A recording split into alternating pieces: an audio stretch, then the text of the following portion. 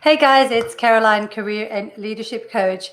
And I wanted to talk about something that's really come to light over the last couple of weeks, and that is how soul destroying job searching can be. So we all know that it's a very competitive market at the moment. So the whole job search process, most of the time, most people look at it as a necessary evil. They don't prefer to job search at all. So when they have to do it, it's really like overwhelming. Where do I start? And they just do what they've always done. And that's basically looking through job boards and applying online. And so yesterday I was talking to one of my clients, and my client has been happily employed for 20 years or over 20 years. Has been always been in a lucky position to have a really good established network, has been tapped on the shoulder left, right and center, and never had to really go through the formal job search process. And to make things even worse, the people that he was working with, or the recruiters that he was working with, he was always very respectful, polite. They would call him to actually ask if he had a job, and if he had the budget to work with them, he would work with them. So always good relationship, good partnership. Now, what happened? So, beginning of this year, the company had to let him go because basically they had to restructure, and so they didn't have any budget for the level that he was on. So they were cutting out one layer of senior management. Now, this happens a lot with companies. So you have to imagine being on the market, have never been really on the market before intentionally, that you have been between roles or something like that. And so he came to me saying like, wow, where do I start? Like, I thought like putting together a resume was good enough, and then basically like I couldn't reach out to my network because most of the people are in very tight positions at the moment. But he thought it would be having a good relationships with the recruiters that he built up over the years. And when he was reaching out to them, he got a closed door. And so at the moment, he sees them even advertise and for position that he know he can do, but he is not getting anywhere, and he's getting frustrated, and he's not understanding what he's doing wrong. And so when I spoke initially with him about the whole the whole job search process, this was the first time that he looked at job searching as kind of a mechanism. Because most people, like I said, they try to avoid job searching, and when they do, their strategy is like just applying online on the job boards, whether that's Seek, LinkedIn, in Europe, any other job boards. And so, but times have changed. Technology has changed and the market has changed. So you have to have a different approach to the whole job search process. And if you do not adjust, you are going to be left behind and you're not going to stand out. So the choice is up to you whether you embrace that change or not. And the funny thing is, it's quite similar with companies. And a lot of you are at the level in an organization that they need to change in order to survive, to sell more, to attract more customers, to retain customers. So we are often the biggest advocates for change.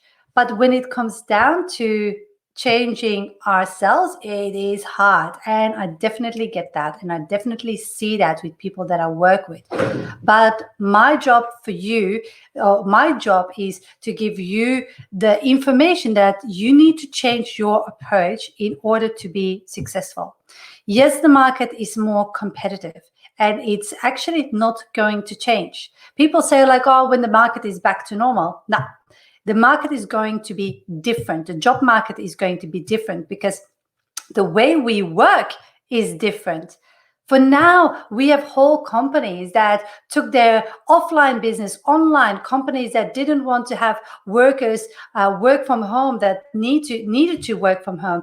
And companies, I hear it from my clients all the time, that are questioning whether or not they should have an office or that size of office space. And so they're really looking at their workforce. So they will be really looking at the people that they employ, and that includes you. So they are changing. You need to change, because it is going to stay a competitive market.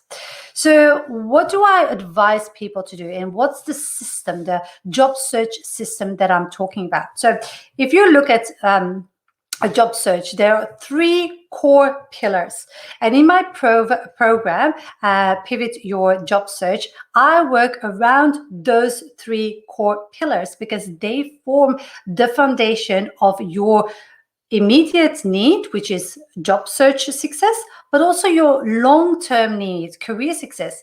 I had a group coaching call with my amazing group of clients earlier today. And one of them, she said, actually, Caroline, what you're teaching us is basically, we should do that all the time, shouldn't we? This is like complete network strategy. And it's like, yes. So it's not only relevant now to get a job, it's like the bigger picture. And a lot of people don't see that. So the 3 pillars that I was talking about, the first pillar is understanding your unique value proposition. Now, not a lot of people know that. And I talk to a lot of people on a daily, weekly, yearly basis. Over the last 7 years that I've been doing that as a coach, and even longer as an executive recruiter, people don't know what makes them unique. People don't know how to stand out. People don't know what sets them apart. I spoke earlier to a potential client, and I said, like, okay, your LinkedIn profile looks right, and you sound like you're comfortable to hold yourself together and show your leadership capabilities in an interview. I said, but you need to have the right words to pitch yourself.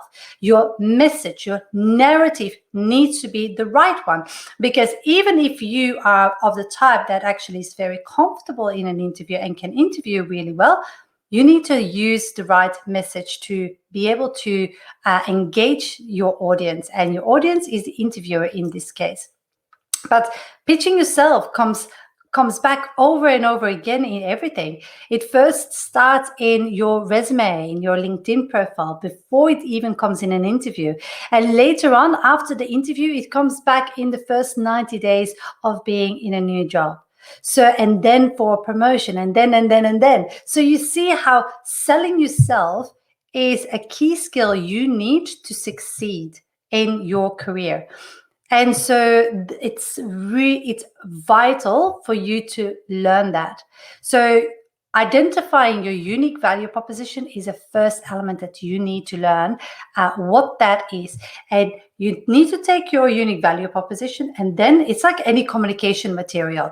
You take that communication and you have different channels that you use. So you take one piece, your pitch, your unique value proposition, and you create that in your elevator pitch, in your career statement for your resume. You use that as a summary for your LinkedIn profile. You use that in verbal way, how to communicate and answer the question in an interview when they ask you, tell me about yourself. So you see, of course, it has different phases.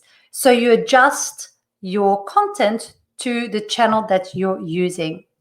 So that's the first part, your unique value proposition. And a lot of people, or they think it's easy and they just wing it, and it never works out, because a couple of months later, they come knocking on my door to ask, Caroline, can you help me? I'm stuck with this. Or they basically they realize that it's not as easy to do. Second part of that strategy or of that pillar is like your self-marketing material. Now, a lot of people think your resume is a necessary piece of paper that's a necessary evil, not realizing the power that your resume has. So your resume is not the words on paper. It's an indication of how knowledgeable you are about your career, about what you have gone through, about you.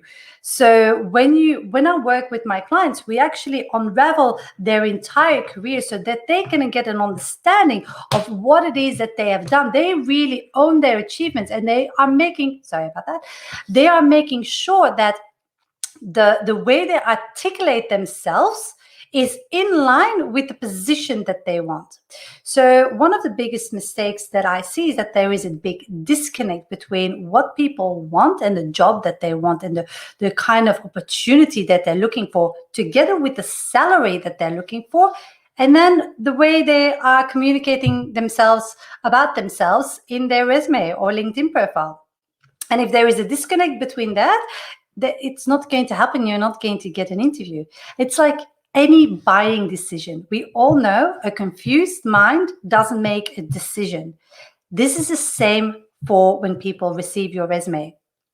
If they are confused about what it is that you can do and it's unclear, they're not going to make a decision to invite you for an interview. It's simple as that. It's a very simple rule. So you have to think about, okay, how do I create that clarity? And you use your resume, your LinkedIn profile are your communication channels to communicate your value. So you have to make sure that unique value proposition that we created in the first pillar, that we translate that very clearly in the second pillar, so in your self-marketing material, and that we make sure that it's all aligned and really resonating with your target audience. Because with that, when that resonates, they need to basically say, wow, this person can solve my problem. And that is the engagement, and that's the results that you want to achieve. I always compared your resume, because one of the challenges I see with a lot of my clients, because they have over 15 years experience, so they range from managers, leaders, or directors, heads of, like executives, and so on. And one of the biggest challenges that I see with them is that they say, Caroline, I have done so much. I really struggle connecting the dots between everything that I have done. I've worked in this industry, and then I've done this, and I can really solve problems, and I can give solutions to those problems that they wouldn't have thought about. And so my answer to that whole process is, like, first of all, you have to think about your experience like as a movie. And then you have to think, like, okay, what would I produce? A trailer of a movie. And in a trailer of a movie, in 90 seconds, they give you a sense, if they do it well, they give you a sense of what the genre is of the movie, the caliber of actors. So if it's a romantic movie, an adventure, a horror movie, you have an idea. And in 90 seconds, you make the decision whether or not you want to go and see that movie. So, and that is the same thing I want you to do with your resume. So even though you have 15, 20, or over 10 years experience, it's kind of getting there to condense it. Even though you have like so much experience, like, instead of focusing like, okay, I have to write everything on a piece of paper, everything that truly represents what I've ever done, don't do that. That's like, nobody reads everything. And I will repeat that. Nobody reads everything. So what you need to do is think about your resume as a trailer of a movie. How can I make it so concise, to the point? How can I sell myself, pitch myself in? Because that's what the trailer of a movie does. It convinces you to go and buy a ticket to see a movie. Maybe not now, but basically that's what it does. So that's what I want you to do with your resume, is that it convinces people to pick up the phone and say, like, hey, we want to organize an interview with you. And that is the curiosity, the excitement that you want to evoke, because you have to position yourself in such a way that they know that you will solve their problem, that you are the revelation, or that you're worthy of having a more of a chat, a deeper conversation. And that's what you want to achieve. So, of course, you're worthy, by the way, but that's what you want to achieve. So that's the second pillar. So the first pillar is your unique value proposition. Second pillar is your self-marketing material. And then the third pillar, this is where it all comes together. That's your strategy part. Now, before I dive into the strategy part, I want to also tell you that your unique value proposition and your self-marketing material is completely in your control. And when I say that, is like you can build that as quickly as you want. So the people that are going through my program, they can have that done in a week, or they can have that done as a long-term project, and they can take their time to really unravel everything. And it depends what they have on their plate. Also, if they're working another contract, they might say like, we do that in a month and a half. The bottom line is that you're creating your pitch and your unique value proposition and your self-marketing material is completely in your control. The last part, the strategy part, it's not completely in your control. So first of all, you have your job search strategy, and then you have your interview strategy, and then you have your negotiation strategy. So again, those three components are not all depending on you. So your job search strategy, what is important is that you diversify your job search. Like I had a whole session with my fantastic group today about how to diversify their job search. And a lot of people are like just looking at it one-dimensional. They are scrolling to job boards. They see that pink button on Seek or the blue button on LinkedIn or any other job boards with any other colors of buttons, and they just apply online. And that's it. Pray to the gods. Hopefully the stars align that I get an interview. But here's the thing. You enter the email box of a HR and you are together with between 300 and 500 applicants. For some jobs, it might be even over 1,000 applicants. So it's a lot of people. So you enter the inbox of an HR. The HR does a resume screening, of the application tracking system does a resume screening. And so they come up with a long list of 20 applicants. And those 20 applicants, they give a call. They say, like, what's your salary expectations, availability, and so on, to see if there is a match between their role, what they're looking for, and what you're looking for. And then they make, from that long list of those 20 candidates, a short list of 5 candidates. And from those 5 candidates, they go to the hiring manager, send them and say, like, here is your short list. And then most of the time, the hiring manager makes even a shorter list of that short list and says the top 3 candidates we interview. And if we need to, we can expand that. So that's a little bit the process. So it is very competitive. So not only is it competitive, like going through all the layers, but the chances that you stand out, even with a spanking brand new resume, is like very competitive and very tough. So what I teach my clients is actually to diversify their job search.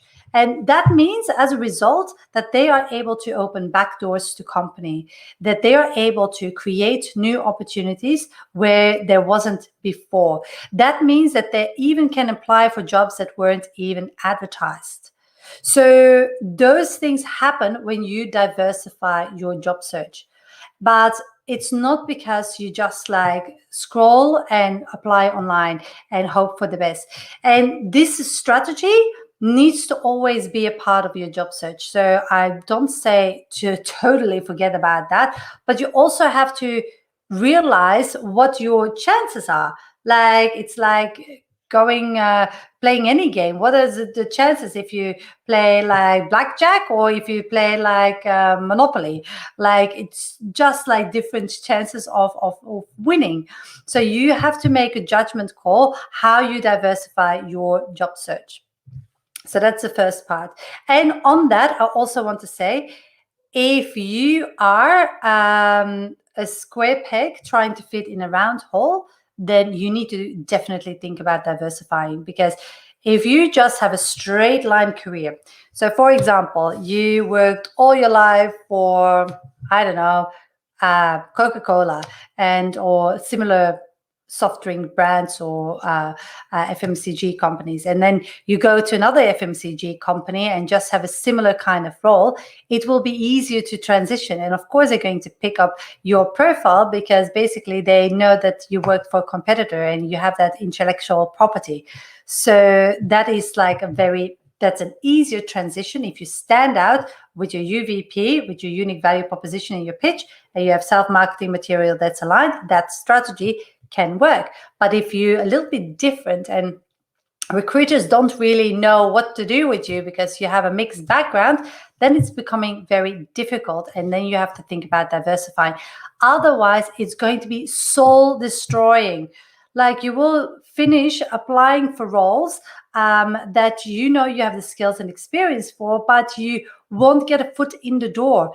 And it's not because you're not talented, and it's not because you don't have the skills, but it is because you are stuck in a very traditional, old-fashioned way of looking for a job. And unless you change that, and unless you acknowledge that, you're going to just like go around and around in circles, not getting the results that you want and that you know that you deserve. So it's up to you to make that choice. So first of all, it's your job, diversifying your job search.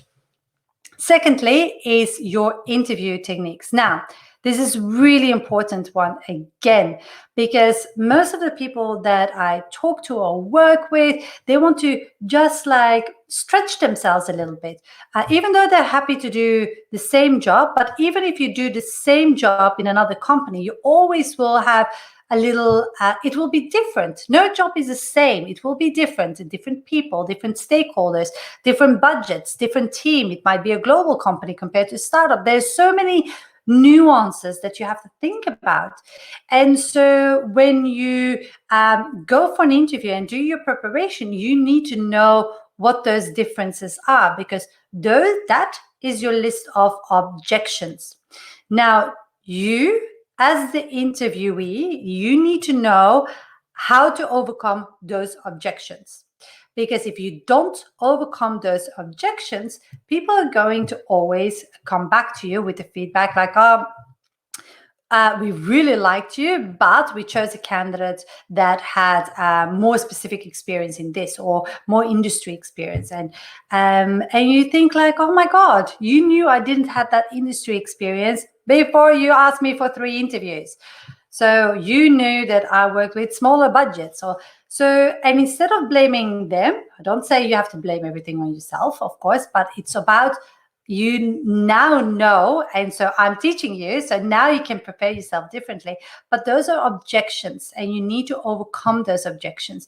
So they might not vocalize it, but being able to integrate those objections into your interview in one way or another, and there's certain strategies for that, that will make sure that you don't have those objections in the interview or not coming back to you. Of course, having said that, this is not a golden bullet or a silver bullet that I'm teaching you. I'm teaching you how to minimize your risk and maximize your chances to getting the job, because that is ultimately what you want to do. Then as a last part, you have negotiation strategy, and that is making sure that you are on path to achieve the financial goals that you want to achieve.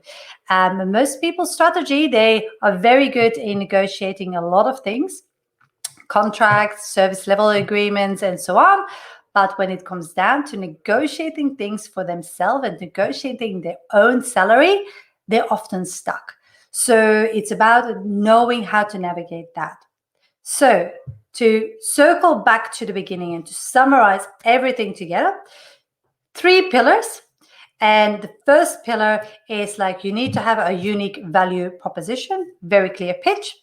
Second pillar is that your self-marketing material needs to be stand out and setting you apart. So that is self-marketing material, your resume, your cover letter, your LinkedIn profile, and potentially if you have to address selection criteria, that.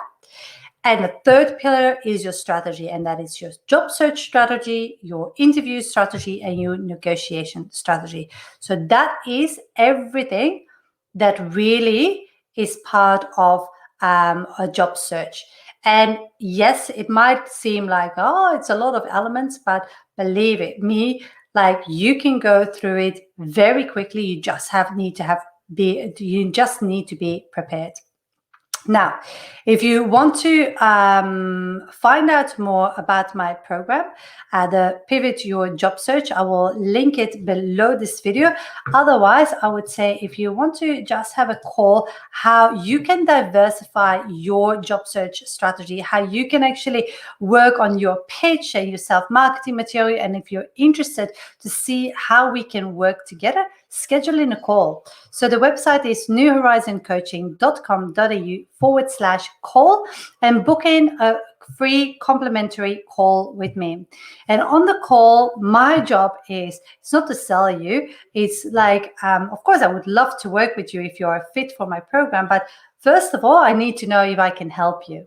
So I love making connections with people. I've loved that all my career. You can ask any of my past candidates. I would talk away. But so the first thing for me to do is to understand you and understand where you're coming from and understand, like, okay, the challenges you're facing. And then if I can help you, I will outline what working together would look like. And then at the end of the call, you simply say like yes or no. And that's it. So basically you will have an idea about, okay, what it is, how we can customize this strategy to you and whether this would work. Because a lot of people think about, oh my God, will this work for me? And I'm not afraid to turn clients or potential clients away if that wouldn't be a fit. But if it is a fit, and if I can help you get unstuck in your job search and land your next six-figure leadership role, then I will. So book in a call at newhorizoncoaching.com.au/call. I love to talk to you. I love to connect with you and understand your individual situation. Now, before I go, if we're not connected yet on LinkedIn, send me an email, send me a connection request. I am all about networking, connecting with people. If you have a question and you say like, I would love Caroline's insights on this, send me a direct message with like your question that you might have, because basically the more situations I have, sometimes you don't realize all the knowledge that you have until people ask you a question. And that happens constantly in my group, is that they ask me a question. It's like, oh, of course you do this, and then they say, okay, perfect. But so ask me a question if you're stuck, and no question is a silly question. So I hope this helped, and I hope you have a lovely rest of the day, and I hope to speak to you soon. Thank you. Bye.